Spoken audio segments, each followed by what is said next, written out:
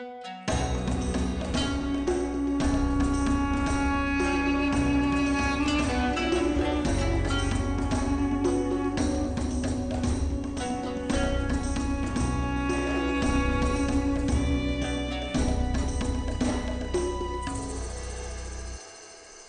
gamers, this is Liz Davidson from Beyond Solitaire, and tonight I'm doing something that's a little bit unusual for me, which is I'm doing a Kickstarter preview of a game that does not have a solo mode and is not currently planning one.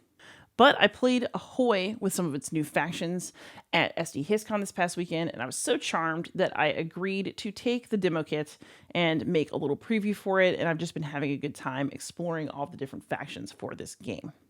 So the original Ahoy, designed by Greg Loring Albright, came out, I think, about a year ago.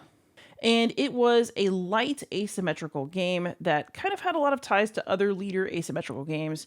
You know, Root would be a natural comparison, but it was much lighter, much more accessible, at least in my opinion. So the goal of the game was and remains to get the most fame. Whichever player hits 30 fame is the one who will end the game, but they're not necessarily the one who will win because there is some in-game scoring. Each faction is going to play differently, but they do have a lot of things in common. All factions in the game take their turns by rolling and then allocating a pool of dice. So most factions will have 4 dice. You would roll them, and you would assign 2 dice to actions per turn, unless you are the Blackfish Brigade or, in the previous incarnation of Ahoy, the Bluefin Squadron, in which case you have 5 dice and you take 2 full turns and then kind of like a little third mini turn with 1 die. In addition, all of the factions would explore. So as you sail off of the edge of the map, you draw more tiles and see what else is out there for you to conquer, explore, deliver cargo to, whatever it is, depending on who your faction is. And at various islands, you're also able to hire a crew, which can give you some interesting bonuses within the game, and are in fact the center of one of the factions in Ahoy New Horizons. All factions are also able to get in a little bit of trouble, either through fighting or taking damage in wreckage spots out on the ocean. And that means that damage will often get assigned to dice slots on the player mats. So these dice slots are where you're able to place dice to perform actions. They're also where you take damage. So if another player deals damage to you, they can essentially choose a spot on your mat to block off with a damage token until you repair it. The other thing that is shared by both base game Ahoy and Ahoy New Horizons is the need for both a blue and a yellow faction in each game. So in a 2-player game of Ahoy, both in the base game and in the New Horizons expansion, one player will need to be the blue faction, the other will need to be yellow. In the base box, those were the Bluefin Squadron and the Mollusk Union. In the expansion, we've got the Blackfish Brigade and the Shellfire Rebellion. Although they are different, these factions do have a lot of things in common, enough so that, at least according to Cole this past weekend, it will be possible to mix and match them. So you can play with the original blue and yellow factions with the other New Horizons, and you'll also be able to do something like, say, match the Blackfish Brigade against the Mollusk Union. Or you could have a New Horizons game and have somebody play a smuggler, and those were the non-blue and yellow factions from the base box. The reason that you always need a blue and yellow faction is that their battle for area control is a major part of what drives the game. So in the base box, you had a battle for area control between the Bluefin Squadron and the Mollusk Union, and 2 players would be focused on that battle for control. Meanwhile, if you played a 4-player game, the other 2 players would be smugglers who were playing a pickup delivery game, but who were also kind of betting on and influencing the outcome of the area control struggle between blue and yellow. And so in addition to just being a pick up and deliver game, you were also playing a bit of a political game where you were hedging your bets, deciding who you might benefit, deciding who you definitely didn't want to benefit at all, and generally making a very simple set of mechanisms into something that's a little bit more social and complex. So with the new Ahoy factions, that same spirit is there, but you're going to get something that I actually think is a bit more interesting than just the 2 smugglers. I really thought that Ahoy's base box needed an expansion, and here it is at last. So I'm going to give you a tour of the new factions so you get a sense of what they are and how they play, and then hopefully that'll let you know whether this game is for you. So I'm going to start with the core of the game, which is the blue and the yellow factions, and then we're going to look at the other exciting additions to the world of Ahoy from the New Horizons box. So let's go ahead and start with the Blackfish Brigade. They are the sweet orca faction that looks super tough, and in fact, they are super tough. Just like the Bluefin Squadron, they have 5 dice instead of 4, and will take essentially a third turn each round where they allocate that final 5th die. So one of the things that makes the Blackfish Brigade very interesting is that they are generally just a tough faction that can go around and get a lot of patrols, but they've also got something called the Whale Pod. And the Whale Pod is something you're going to need to learn how to use to your advantage if you're going to play the Blackfish Brigade successfully. So we're going to go through their actions, and we're going to make sure that we focus on that Whale Pod when we hit it. So the Blackfish Brigade has some fairly typical actions for Ahoy that a lot of other factions have, with some special stuff mixed in. So they're able to sail, which is, again, a pretty standard action, but there's something special about it with the Blackfish Brigade. So as usual, you can move your flagship. That's the big one. 1 or 2 spaces. But with the Blackfish Brigade, every time you do that, you also can gain a patrol. I'll also roll these dice. The other thing that you need to know when you're sailing is that you need to put dice here in ascending order, because they have to get bigger if you're going to sail multiple times in a round. But every time I place a die here, I also have the option to place the patrol that's depicted above that slot into my Whale Pod. And you can have 1 patrol per space on your Whale Pod. These 1 fin symbols are just regular patrols. So they do battle just like your flagship does. They're nice little fighters, but when they get damaged, they go back to your supply. So they don't necessarily stay out on the ocean very long if there's a lot of fighting going on. But there's a lot of them. There's 10, so you can spew them all over the place. These 2 fin pieces, voila, are veteran patrols. And so these are just like patrols, except they're better. So wreckage does not damage them. Typically, when you move through wreckage, you take some damage, which would kill a normal patrol. These have more control during in-round scoring, so they basically make it easier for you to take control of these little areas on your map. And they let you dominate islands, which means that you get to do special actions on the island, and then enemies are unable to do some of those same actions. So if I have one of my veteran patrols on an island, that means that enemies can't come over there and recruit or smuggle or deliver or do any of the stuff that they might want to be doing. But sadly, I'm there to ruin it for them. And then you have your Whale Pod. So again, whenever you take actions that have these patrols, they start to fill up your Whale Pod, but you're going to have to also find a way to distribute the things that you put in these spaces. And I'm going to show you how to do that very shortly. Before we get to migration, however, we're going to talk about tailwinds. So basically everybody in this game also has access to tailwind. And it's essentially a teleportation action where you can move your flagship to a space that has a die in the corner, and you've put down a die of a matching value. So for example, here we have 2 dice. I was actually really lucky. Unfortunately, you're moving to some wreckage, and so you'll get hurt if you come here. However, you do have the option to spend a 4 to teleport to this spot, or a 3 to teleport to this one. So for example, in the pool that I currently have, I do have a 4. I could place the 4, and then I could tailwind to this spot. No matter where it is on the map, you can just kind of show up there. So that is tailwind. And then you also have the option to migrate. And this is where your Whale Pod goes around. It does cool stuff. So what'll happen with your Whale Pod is that you can place a die of values 1 to 3, and then you can move the Whale Pod the exact number on the die that you placed. So if I just wanted to move 1, I could put this die with a 1 on it and move once. Then I would have the option of taking a patrol from my Whale Pod and putting it on the corresponding spot out there on the ocean. So you build up patrols in your Whale Pod, and then you use the migrate action to move your Whale Pod around and distribute them. So the other thing you need to be careful about is if you get 1 patrol per space and you have to distribute to corresponding spaces as you move around, you probably want to be really thoughtful about how you choose to distribute your patrols and how you choose to move that Whale Pod so that things end up as you like. In addition, we have cannons, which of course are awesome, and they get you a veteran patrol, which is really cool. Everybody's got cannons, but these are essentially a die that helps you fight better. They add value to your battle roll. So when you battle, each side rolls one of those white dice, and cannons adds to the value of what you roll. So if you're spoiling for a fight, put a high value die here and just wait for the carnage to begin. You can also surge, which is another interesting way to attack. So this is an action that's specifically directed at whoever the yellow faction is, because there are comrades in both this Shellfire Rebellion and the Mollusk Union. And comrades are these like little round pieces. So surge, you need to have values of 4 to do it.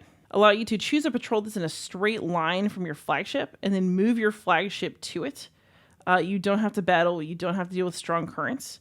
And then you can remove any comrades on islands and spaces you enter. So for example, if we had this kind of setup going on, I could surge, bring my flagship over to the patrol, and then knock out both of these little comrade pieces here out on this island.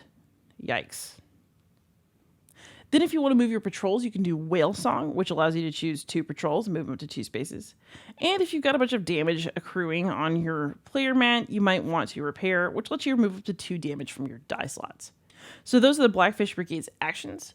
At the end of a round, they are going to gain fame for each region they control, and they're going to gain that fame equal to the value of the wealth die in that region. So these die values start at 1 and they go up as people do things in these regions that gain them further value. So if smugglers are very active there, they can actually end up benefiting the area control factions by bringing up the value of the places where they're trading. And there's several other things that happen in the game that can bring that die value up. So not only do you want to control a bunch of regions, you want to control the ones that are the most valuable to get the most fame. So that's the Blackfish Brigade. The Shellfire Rebellion has that same area control goal. However, they're going to go about it very differently. Honestly, this is really wild.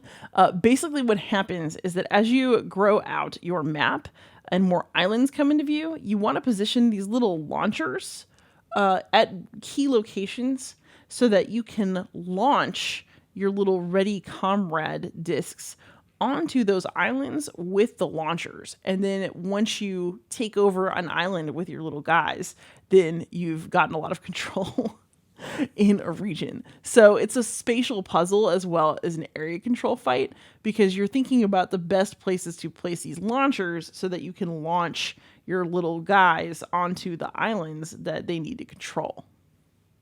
So in many ways, the Shellfire Rebellion plays like any other faction. They can sail, just like the Blackfish Brigade can. In fact, with a lot more flexibility, because they don't have to do dice in ascending order. However, when they anchor somewhere after sailing, then they have the option to place ready comrades under any surrounding launcher, so meaning a launcher in an adjacent space. Or if they go to an island, they can get some comrades ready on the player board to put out into the world. They can use Tailwind just like everybody else. So that means teleporting to a space that has a die on it by putting a die of the matching value on a player mat space. They have cannons as well, so that enhances their battle dice. And they can repair just like anybody else. But you also have build and aim. So building lets you place 1 launcher in your space or any surrounding space with any number of ready comrades underneath it. So ready comrades are comrades that you've prepared here on your player board. So if you sail and you get a bunch of comrades, then you can build and put a launcher out into the space that you're in or in a surrounding space, and then put these little guys underneath. You can also aim, which means that you can spend a die of values 1 to 3 to move your launchers up to the number of spaces on the die that you put in the die slot. So why would you want to do that? Because at the end of your turn, you then finally get the option to actually launch your comrades. So all these actions help you set yourself up. They help you gain comrades, they help you position the comrades, they help you build launchers, position the launchers. But then at the end of your turn, you have to decide if you're going to launch any of these little discs that you've been accruing to any islands that are in range. And you know if they're in range because at the beginning of each round you assign this range die. So I rolled this at the beginning of the round. I knew how close or far I needed to be from certain islands in order to launch things onto them. And then I had the entire rest of my turn to build strategically, move my launchers around, load them up, and then shoot at the end of the round. And so, of course, since I'm all about area control, I'm going to use these resources in my power to control an area. The other thing that's kind of fun about the Shellfire Rebellion is that they also have cards to work with. So you can play these cards as actions. Some of them will tell you the time. Sometimes it's at any time, depending on just what restrictions the card gives. But these cards also just give the Shellfire Rebellion a bit more of a way to manipulate what's happening, move their launchers around, get more comrades, etc. So for example, Homecoming lets me remove any launcher on the map to gain 3 ready comrades, which I may think is more strategic depending on the board state at the time.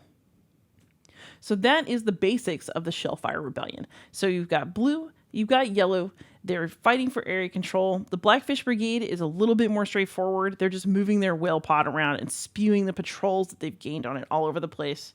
But then the Shellfire Rebellion is also trying to take over various spots on the board by building launchers, but also using those launchers and their flagship to actually fire their little comrade discs onto the appropriate islands that they need to control to win. So they're a bit more of a spatial puzzle, also with some interesting card play. And if they weren't interesting enough, we're going to go ahead and rearrange the table space so I can show you the other two factions that you're going to get in the box. All right, so we've met the yellow and blue factions for this game, but now I want to introduce you to our new friend, the Leviathan. This thing is wild, and I honestly really love it. Okay, so unlike the other factions, the Leviathan is not like a ship. It doesn't have a flagship in the traditional sense. It's a sea monster that has heads and body segments, and it just grows and evolves and moves around, and it gains fame by getting as many of its little body parts out on the map as possible. The Leviathan also has the ability to get better throughout the game by having these growth tracks. So you can choose to have its speed go up so it moves more. We'll discuss movement in a moment. You can give it fangs, which makes it more deadly when it's fighting. And you can also grow it in size, which just keeps giving you access to more body pieces. Also, as you hit these little head spaces on the trackers, you get more heads. And so basically you just continue to become awesome because you get access to more Hydra-like qualities where there's multiple heads, multiple body parts all over the place. Being the Leviathan is quite fun. So basically what will happen is that unlike other factions, you typically don't gain crew, although I have a giant saddle evolution card I could eventually get over here that basically lets you recruit crew to ride you around, like going around with Nessie. This, as you can tell, I find this delightful. But at the start of the turn, you have to move in accordance with your speed. And as you do that movement, you place body parts. So let's say if I come in here, I also need to place a body part behind me in the space that I left. And as I move more, I will place more body parts as available into the spaces that I travel to. I also have alternative versions of the actions that you saw on the other factions. So I can slink. That means that I can move any head 1 or 2 spaces. It doesn't affect placement of body pieces. Your head can be separate from your body. And so you just kind of treat the head the way that you would treat a flagship, and you can move it around. Strike lets you do a battle with a figure that is the number of spaces away from you that's printed on the die, specifically from your head or whichever head you choose. So in this case, instead of loading cannons like somebody else, you would roll a battle die and then add your fang value to that die and then see if you won. And of course, if you lose a battle, the winner gains fame, which isn't great for you. But if you win battles, then you can either deal damage and take money, which actually is surprisingly handy even though you're a sea monster, or you can deal damage and gain body pieces equal to your fangs, which means that you can use battle to grow yourself beyond just your growth tracks. You can devour, which again lets you remove comrades, little yellow faction disc pieces from islands adjacent to your head, and you can use that to grow. So you are literally eating somebody else's pieces in order to grow more, which is fantastic. Here's another way to grow, which is just to put a die here, choose a growth track, and you have to spend gold equal to the next space on that track to advance. So you want to make sure that you are accruing gold so you can afford to grow, or you just hope you roll a 4 and then eat some yellow pieces. You can use even dice to evolve. That lets you remove a crew from the market whose suit matches an island that's adjacent to you. Then you tuck it under a card of the matching suit. So for example, here we have a palm tree. Here we have like a fish skeleton. But there are also going to be islands that have these symbols. So we would find them. We would essentially kind of recruit from them, but we would put the crew member under this card so that we could do the evolution by tucking the card underneath that's a matching suit. You can bide. That lets you discard evolution cards that you have inactive, so you haven't actually done the evolve action with them yet. And then you can gain the fame on it. So I can also just get rid of my evolutionary opportunities in order to just gain straight fame. I can dive, which is basically the Leviathan version of Tailwind. So you can just go to a place that has that die value on the tile. So just like we discussed, When you do Tailwind, you can teleport. Diving is basically the same thing, except thematically the Leviathan went under the sea and popped its head up over here. And of course you can heal, because this is your body. It's not a ship. You don't repair it. You got to heal it. So one thing that's fun about this is you want to get a lot of body parts out there, because for each body piece that you have, you gain 1 fame. But each time a player scores points for a region that contains any of your pieces, they also gain fame. So you have to be careful about what you give to others. The other thing that's kind of fun is that playing Leviathan is kind of like playing a game of Snake, because you can't go with your head to a place where your body already is. You have to keep expanding and twisting around in order to place body parts in different locations.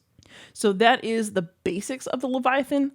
Move around, evolve, grow, and gain more fame than all of these losers who need actual ships to move in your home that you just swim in so naturally, the ocean.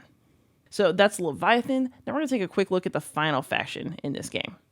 And now I'm going to introduce you to the last faction, the Coral Cap Pirates. And I think these are very fun as well, honestly. So what makes the Coral Cap Pirates interesting is that they gain fame primarily by recruiting crew and getting their little parade of ships built out. So let's say I've done a little bit of exploring and I want to be over here on this island.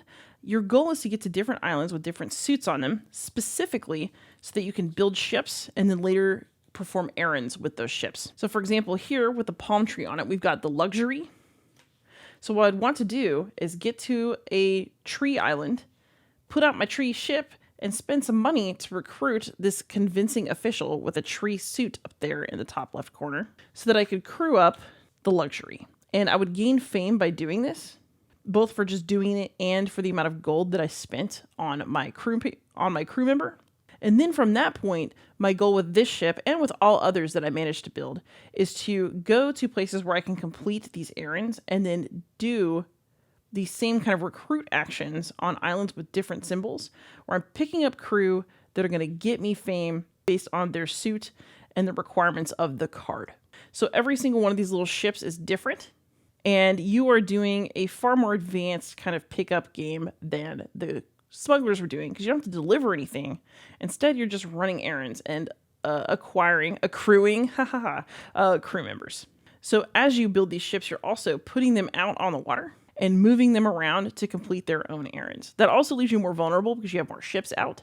But in order to score those fame points, you better be doing it. So the Coral Cap Pirates offer their own kind of challenge because you have to manage a large fleet of ships in fairly hostile situations sometimes. So let's go ahead and talk about their actions back in this original setup. I just don't want things to get too big or out of control.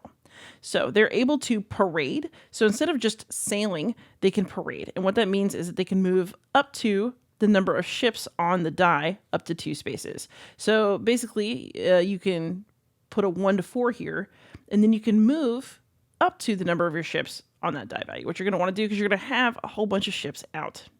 Fast sail lets you move 1 ship equal to the die value assigned here. So if I put a 5 here, I could move 1 ship 5 spaces. Whereas if I had a 2 here, I could move 2 ships 2 spaces.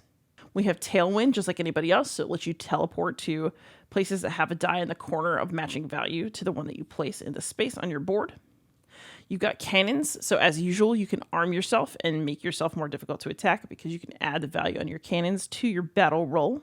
And you can repair, just like anyone else. Again, you're going to get some damage. You're going to want to repair it. Actually, repair is a little bit special for them. So this is a repair for your flagship. So your flagship is, as always, the ship that has all the real action spaces where the most stuff happens. However, once you have these other ships out in the world, they can also take damage, but instead of blocking off die spaces, because you've just got so many ships, you can accrue so much damage, they instead subtract from the amount of fame you have at the end of the game. So people will be very much incentivized to attack your ships because if they can rack up a bunch of damage on you, they can actually cause you to lose points at the end, no matter how well it seems that you're doing. So damage management is actually probably more serious for the Coral Cap Pirates than for anybody else. Additionally, you can do a relocation action that lets you swap the position of 2 of your frigates because sometimes you're just going to need to get somebody closer to an island where they can run an errand. And you can also rob. These are, in fact, the Coral Cap Pirates after all. So if your flagship is on an island, you can actually discard 1 crew from the market and then gain gold equal to their recruit cost. So a lot of these cards will have little recruit costs on them. You can cannibalize the market for your own gain, in addition to recruiting from it, which is what you're going to need to do to complete the little requirements for each of your ships. So like all the other factions, the Coral Cat Pirates are playing their own game, but they're playing one that causes them to utilize common resources, such as the crew cards, in a different way that really changes the way the game feels for all factions involved. And so now that we've done a tour of all these factions, I kind of want to wind this video down. It's probably already too long, but I got excited talking. So Ahoy is not as complicated as Root. You're playing relatively simple individual factions. Probably the complexity of the game comes as you realize what everybody else is doing and you start thinking beyond yourself and into how to foil others or how to defend yourself from what they can do. But running any individual faction is really not too tough. It's the interactions that make the game very exciting. And so what Ahoy is doing is it's creating kind of this base drumbeat of area control between the blue and yellow factions. And then when you add a third and fourth players, it's like extra layers to a piece of music where there are just new sounds and new rhythms that weren't there before, but that together create something that's really, really exciting.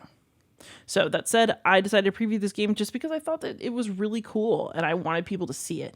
So even though it doesn't solo, maybe someday, right? I can dream. I felt like it was worth the time, and I hope that my explanation helps you figure out whether it's worth your time to get this particular game. So thank you so much for watching. Please like, subscribe, ask questions, comment, and most of all, happy gaming.